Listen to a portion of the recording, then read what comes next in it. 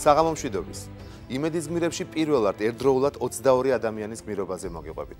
ეს ისტორია 2011 წელს დაიწყო მარტვილის რაიონის სოფელ ლეციცხვაიოს სკოლაში განათლების სამინისტროს განცხადება მივიდა, სადაც ოპტიმიზაციის შედეგად სკოლა უნდა გაუქმებულიყო. მასწავლებლებმა სკოლის გადარჩენისთვის ბრძოლა დაიწყეს და ამისთვის მათ ორი მთავარი მიზეზი ჰქონდათ. ბავშვების შორმანძილზე ვერ ივლიდნენ და მეორე, სწორედ ამ სკოლაში სწავლობდა 2008 წლის ომის გმირი გელა ჭედია, რომლის სახელსაც დღეს ეს სკოლა ატარებს. ბრძოლა 2 წელი გაგრძელდა და უხელფასო პედაგოგებს სწავლის პროცესი არ შეუწყვეტიათ. პედკოლექტივმა შეთანხმება მარტვილის პირველ საშუალო სკოლასთან დადო და ატესტატებს სწორედ ის გასცემდა.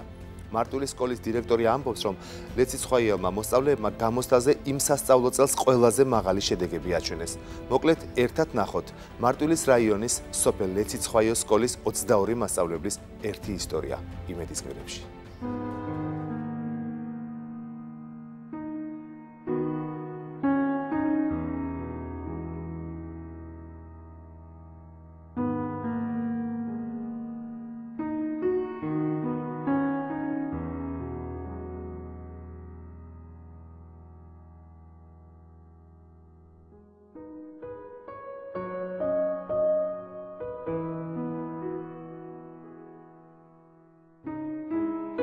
მარტვილის რაიონის სოფელ ლეციცხვაიეს საჯარო სკოლის ისტორია მთელმა საქართველომ გაიგო.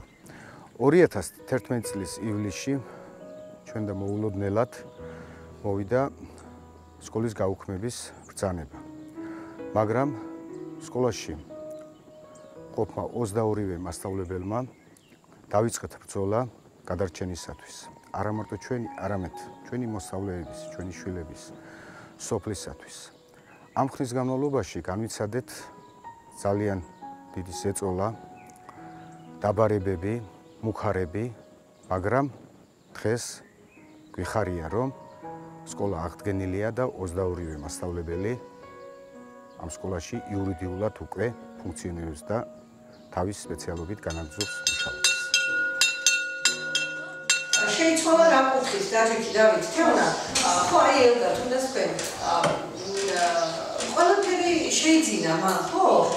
სრულიად მოულოდნელად გახდა მდიდარი, მაგრამ იმდენად დაუსაბუთებელი იყო ეს ოპტიმიზაციის პირობები, რომ იმ დღიდანვე გადავწყვიტეთ გვებრძოლა სამართლიანობის აღდგენისათვის. ყველა კრიტერიუმი, რომელიცაც ოპტიმიზაცია ითვალისწინებდა, ჩვენ სასარგებლოდ იყო გათვლილი, მაგრამ ჩვენ სამართალი ვერსად ვერ ვიპოვეთ. ძალიან რთული იყო, რა თქმა უნდა, უხელფასოდ, ძალიან დიდი ზეწოლის ფონზე გვეტარებინა გაკვეთილები, მოსწავლეებისათვის მიგვეცა ცოდნა, მაგრამ თუ სკოლა არ იარსებებდა, სოფლის სახელი თავისთავად რუკიდან ქრებოდა, იმიტომ რომ ხუნწის მუნიციპალიტეტში შედის სოფელი ლეციცხვაიე და ერთადერთი სადაც იხსენიება ლეციცხვაიე, ეს იყო ლეციცხვაიეს საჯარო სკოლა. მთელი სოფელი დაგვიდგა გვერდით და ჩვენც დაუდექით სოფელს, მოსწავლეებს და აი ასე ხელი-ხელ ჩაჭიდებულებმა გავძელით 2 წელი ყოველგვარი ანაზღაურების გარეშე და შევძელით დღემდე მოგვეტანა სკოლა, გმირის სახელი, აი არც კი დაუწუწუნები არც ერთ პედაგოგს პირიქით, ყველა ცდილობდა რომ არც ერთი გაკვეთილი არ გაცდენილიყო, მეტი პასუხისმგებლობა ავიღეთ ჩვენს თავზეც, მოსწავლეებიც უფრო აქტიურები იყვნენ იმ იმედით, რომ საბოლოოდ ჩვენი ბრძოლა შედეგს გამოიღებდა. და დღეს მე ბედნიერი ვარ, რომ მართლაც ისევ ხმიანობს ლეციცხვაიეს გელა ჭედიას სახელობის საჯარო სკოლაში ზარი.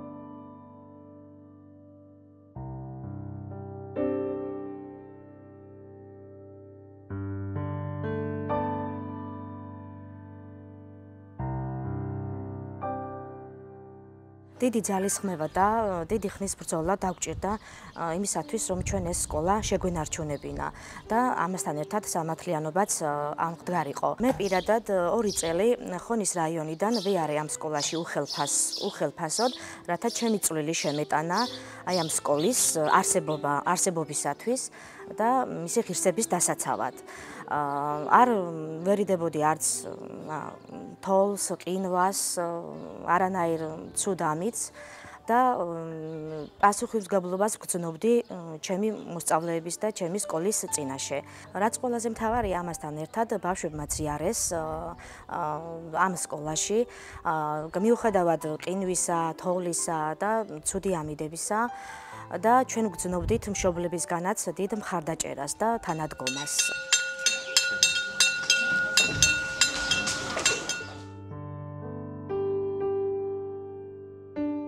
ამ სკოლის ყველა კედელი მიყვარს, ყველა ნაწილი მიყვარს და მე როდესაც გავიგე ამ სკოლის შევიტყვეთ ამ სკოლის გაუქმების ამბავი, ეს იყო ჩვენთვის უდიდესი ტრამვა. რატომ? რისთვის, როდესაც ჩვენ რაიონის სკოლებს შორის, ესე იგი, წარმატებული სკოლა ვიყავით. ყოველნაირად ეს მოსწრების მიხედვითაც ოლიმპიადებში გამარჯვებულები, რამდენიმე ჯილდოები აქვს ამ სკოლას მიღებული, ამ სკოლაში დამთავრებული მოსწავლეები უმაღლეს სასწავლებლებში ეწყობოდნენ რაოდენობით, ბევრი რაოდენობით. 5-6 ყოფილა შემთხვევა 10-იც მოწყობილა ამ სკოლაში კურსდამთავრებულები. ჩვენ ამისი ერთი წუთითაც არ ქონია იმისი მოლოდინი რომ ხელფასი რატომ არა გვაქვს, რა არ გვეძლევა, მოგცემენ ხელფასს. ჩვენ ბავშვებთან როდესაც ურთიერთობა გქონდა და გაკვეთილზე შევდიოდით, ჩვენ ხელფასზე და ფულზე წარმოდგენა არ ქონდა. უფრო გაცილებით უფრო მეტი ენერგიით, უფრო მეტი მონდომებით ვიყავით ჩვენ ბავშვებთან, რომ როგორმე ჩვენგან არ დაკლებოდა ბავშვებს არაფერი. და ნამდვილად ეს ჩვენი შემართება ნამდვილად საოცრება იყო, ყველას უყვირდა ჩვენი ასეთი შემართება სკოლისადმი, რომ ბავშვებთან ასეთი კარგი ურთიერთობა, ერთი გაკვეთილის ჩავარდნა ჩვენ არ გქონია და ჩვეულებრივად მიმდინარეობდა ყველაფერი.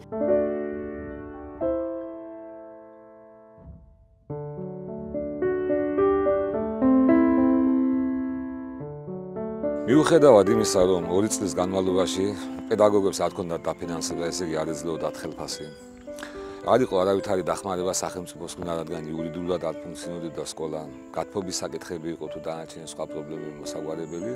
სკოლას და პედაგოგებს თავისი მოვალეობის და ფუნქციების შესრულება არ შეუწყვეტია ერთი წუთითაც. მთელი პედაგოგიური კოლექტივი ერთმანეთში მხარში დგომით, ერთმანეთის მხარდაჭერით, მშობლების მხარდაჭერით, ბავშვების მხარდაჭერით ახერხებდა იმას, რომ სასწავლო პროცესი ყოფილიყო ნორმალურ დონეზე.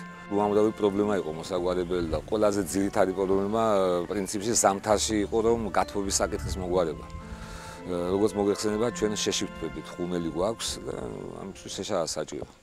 ეს შესაძლებელი პრობლემა არ შეგვქნია იქიდან გამომდინარე, რომ ეს შეშა სახლიდან დავქონდა, თვითონ ბავშვების მეხმარებოდნენ ძალიან, ხმელი შეშა დასანთებად კარგი შეშა სახლიდან მომქონდა, ზუგჩანთან მქონდა, ზუგჩანთაში ჩავაწყობდი ხოლმე. სახლიდან მომქონდა, ბავშვები მეხმარებოდნენ დანთებაში, შეშის დაჭეხვაში, მშობლების გვეხმარებოდნენ, რა თქმა უნდა. და ასე ერთიანად სკოლანი ერთმანეთს ხარში ვედექით და ეს 2 წელი გავიტანეთ ყველამ ერთად და აი დღევანდელ დღემდე მოვედით. და უნდა ითქვას ის თუ ტრაბახად არ ჩამეთვლიან, რომ ნორმალურზე კი რა უფრო ძალიან მაღალ ხარისხის და მაღალ დონეზე მიმდინარეობდა სწავლება ლეცხვაიეს საჯარო სკოლაში. შედეგებიც ჰქონდა, რა თქმა უნდა, საატესტაციო გამოცდები იყო თუ სხვა სახის ტესტირებები იყო თუ რაღაც იყო, ბავშვებმა ძალიან მაღალ დონეზე და კარგად ჩააბარეს. ძალიან კმაყოფილები იყვნენ პედაგოგები, რა თქმა უნდა, მოსწავლეების მიღწევებით, თვითონ მოსწავლეების ძალიან კმაყოფილები იყვნენ და რა თქმა უნდა, მშობლების ძალიან კმაყოფილები იყვნენ ყველაფერი ამით. რაც შეეხება საატესტატო გამოცდებს, რომელიც ჩვენ სკოლაში ჩატარდა 21-დან 29-ის ჩათვლით, გარკვეული შედეგები, რა თქმა უნდა, განვიხილეთ, მაგრამ გარკვეულ პერიოდში იყო ბოლო მომენტი, რაც შეეხება საპრეტენზიო კომიტეტს.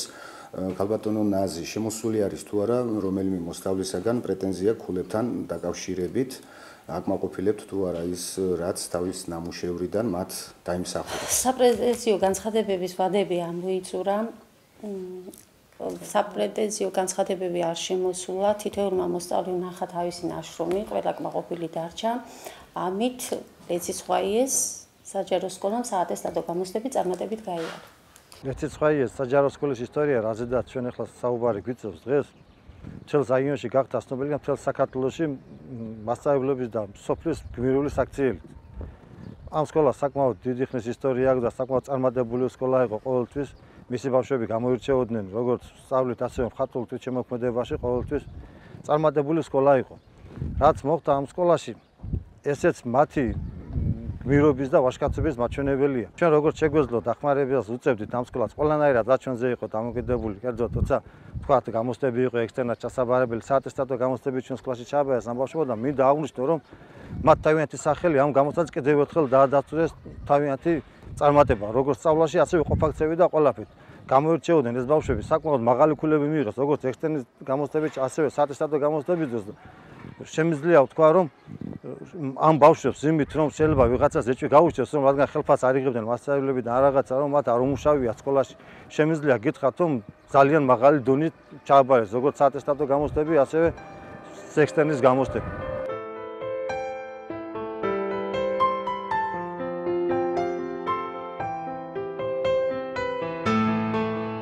ოპტიმიზაციის შესახებ ბრძანების მისვლის დღიდანვე დაიწყეს ბრძოლა და შეურიგებელი ბრძოლა, რაც საბოლოოდ საბედნიეროდ დასრულდა იმით, რომ დღეს არსებობს და მარტვილის მუნიციპალიტეტის 36 საჯარო სკოლასთან ერთად 37 არის გელაჭედიას სახელობის სოფელ ეციცხვაიეს საჯარო სკოლა და 2 წლის მანძილზე მნიშვნელოვანია ის, რომ არც ერთი დღე არ ყოფილა ისეთი, რომ ეციცხვაიეში ჩაშლილი იყო სასწავლო პროცესი. ყოველი დღე იყო აბსოლუტურად სასწავლო გარემო და მასწავლებლები სრულიად უსასყიდლოდ ყოველგვარი ანაზღაურების გარეშე მუშაობდნენ და პარალელურად იბრძოდნენ იმისთვის, რომ აღდგენილიყო ისევ საჯარო სკოლა.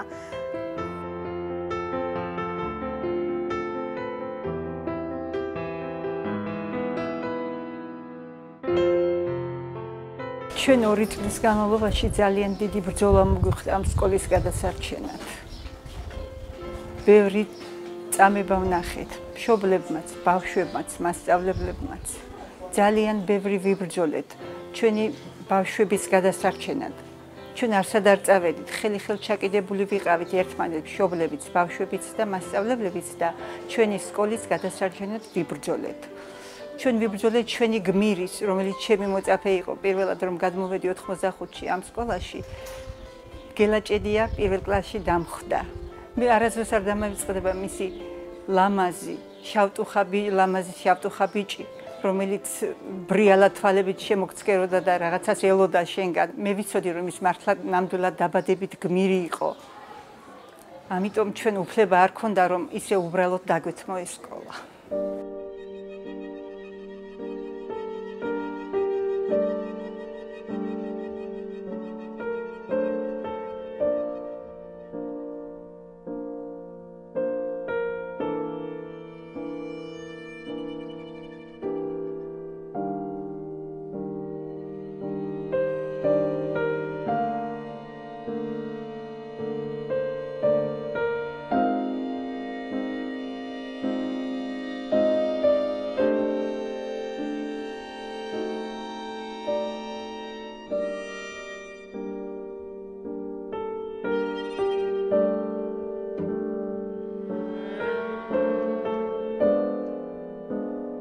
ეს სკოლა რომ არსებობს, ამ სკოლის მასწავლებლების დამსახურებაა და ამიტომ მე მათ დიდ მადლობას ვუხდი იმისათვის, რომ დავყევეს ჩემი შვილის სახელი და როგორც მე გელას დედა, გმირის დედა, დიდი მადლობელი ვარ ამ სკოლის პედაგოგების და გელას მასწავლებლებს.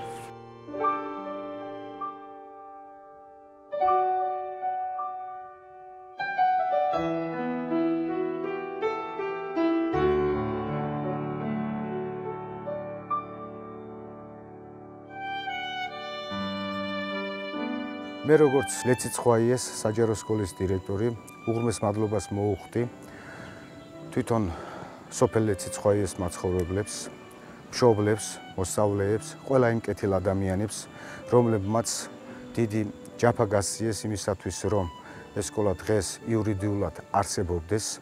ჩვენ ერთი ბრძოლა მოვიგებთ. ახლა კი ვიწყებთ მეორე ბრძოლას. ბრძოლას იმისათვის, რომ გქონდეს ახალი სკოლა. ჩვენ ამ მიზანსაც მივაღწევთ და ახალ სკოლას ავაშენებთ. და ამასთან ერთად ჩვენი სკოლა არის აშენებული 1927 წელს და ეს სკოლა არის აშენებული დანგრეული ეკლესიის ქვებით. და ჩვენ როცა ახალი სკოლის აშენებას დავიწყებთ, ეკლესიის ქვებს ნაეკლესიარზე აუცილებლად დავაბრუნებთ.